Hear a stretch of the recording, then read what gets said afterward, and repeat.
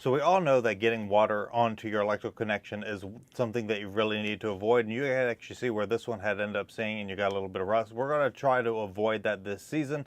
So let's go through two different options. So this is going to be the first option.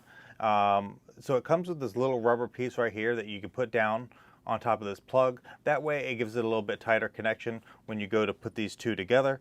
And then once you get it in, there's two. This one actually is going to sit on underneath this one here. So we're going to go ahead and get that one pushed into place, get it closed up. And then this one here, we're going to push it into place and also get it closed up. We want to make sure that the thicker piece is within this little cartridge here. We're going to push it down, and you can see where these little pieces right here are going to kind of lock it all into place. So it's a little tight, and you got to kind of get it in there. I'm going to give it a little bit more space. Now I've got it all locked into place. I end up having to take two hands. And once you get it locked in, there's these little grooves that makes it come back and forth. And it holds nice and tight. And it's going to hold these kind of steady. So once you get it to the right length, and it's like touching here, that's what's going to keep it from being able to also pull out from each other. It's still a little bit of a gap. So when you put it down, I would put it down like this. That way, if it rains, it's fine. You just don't want this thing to submerge. Let's go ahead and take a look at this option.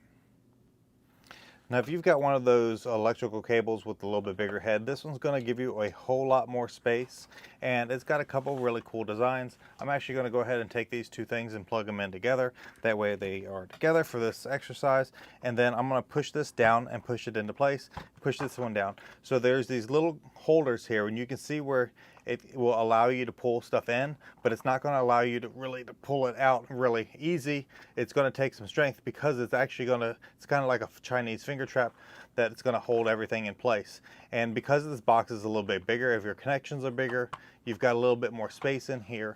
And then we've got the actual lid, and it's going to line up with these holes right here, and it's going to push it down, and this is going to actually get kind of locked into place. And there's little rubber seals on the side that's going to kind of seal this thing up, and now it's ready to go. Obviously this is a little bit bigger option. This one's a little bit smaller.